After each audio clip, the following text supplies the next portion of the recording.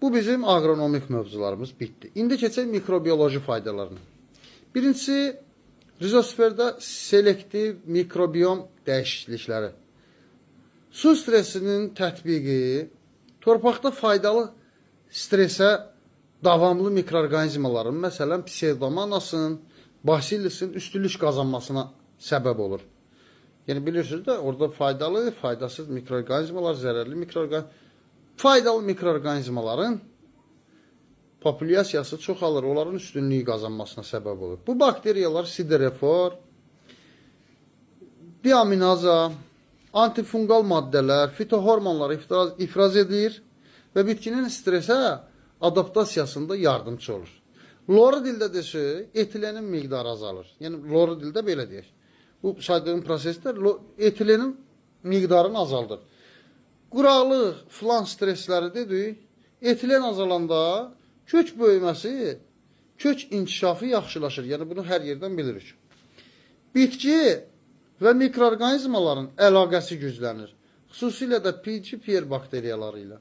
İndi ikinci məsələ. Özüm nömrə qoyuram ki, yəni mövzudur elə eyni şəkildə gedirəm. Prosto nömrə qoyuram ki, biləsiniz. Endofitlər. Məsələn, bitki daxilində yaşayan mikroorqanizmlər də endofitlər. Su stresinə cavab olaraq antioksidant fermentlərin, yəni enzimlərin sintezini artırır. Nəyi? Katalazanı, peroksidazı kimi enzimləri.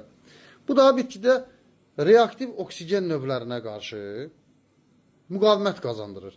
Hüceyrə zədələnməsinin qarşısını alır. Endofit mikroorqanizmalar deyəndə bitkilərin toxumalarında, yarpağında, kökündə, gövdəsində, toxumunda, hətta çiçəyində yaşayan, amma bitkiyə zərər verməyən, əksinə çox vaxt bitkiyə fayda verən mikroorqanizmalardır.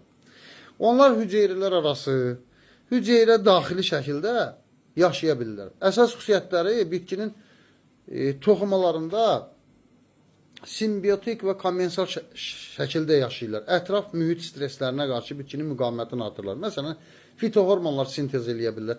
Məsələn, nə? Auksin, gibralin, diaminaza. Bu hormonlardan kifayət qədər paylaşmışam da, hansı hormonu nə işinə xidmət edir, gibralindir, auksinlərdir, bunlar nə işə xidmət edir, bunlar mövzuda paylaşmışam. Fosforun, azotun, dəmir kimi qida elementlərinin bitki üçün əlçatan eləyir bu mikroorqanizmalar, endofit mikroorqanizmalar. Bəzi hallarda antifungal və antibakteriyal maddələr ifraz edilir. Bitkini patogenlərə qarşı, yəni xəstəliklərə mi qarşı deyim, zərər verici həşəratların zərərlərinə mi qarşı deyim, müdafiə eləyir.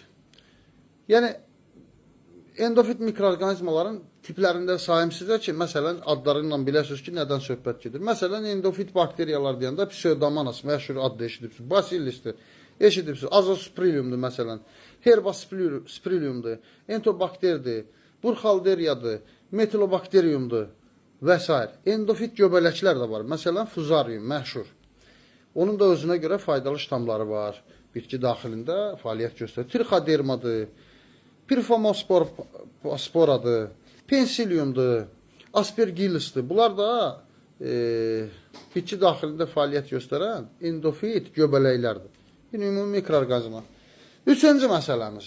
Mikrobiom kommunikasiyanın, yəni plant microbiome signaling. Bu termini bilirsiniz. İnternetdə araşdırma eləyə bilərsiniz. Mikrobiom kommunikasiyanın güclənməsi.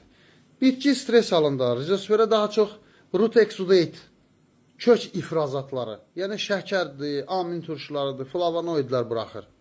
Yəni, bu buraxdığı maddələrə görə, yəni bu da belə deyək, öz növbəsində faydalı mikroorqanizmaların cəlb olunmasına, kolonizasiyasının səviyyəsinin çoxalmasının, populyasiyasının səviyyəsinin artmasına səbəb olur. Bəzi mikroorqanizmalar su stresinin siqnalını alaraq osmoprotektantlar, biofilm strukturları yaradır və rizosferin mikroekologiyasını stabilləşdirir. Osprotektantlar dedikdə bayaqki mikroorqanizmaların istehsalıdır. Yəni, məsələn, misal üçün basillus. Susuzluq zamanı prolin istehsal edir. Məsələn, trihaloz istehsal edir. Bu da hüceyrə daxili osmos təzyiqini sabitləyir. Sabit strukturlu 6 fosfatlı şəkər enerjisidir. Eyni zamanda meyvə gözlərində də yazda istifadə olunacaq şəkər deposudur, belə deyim.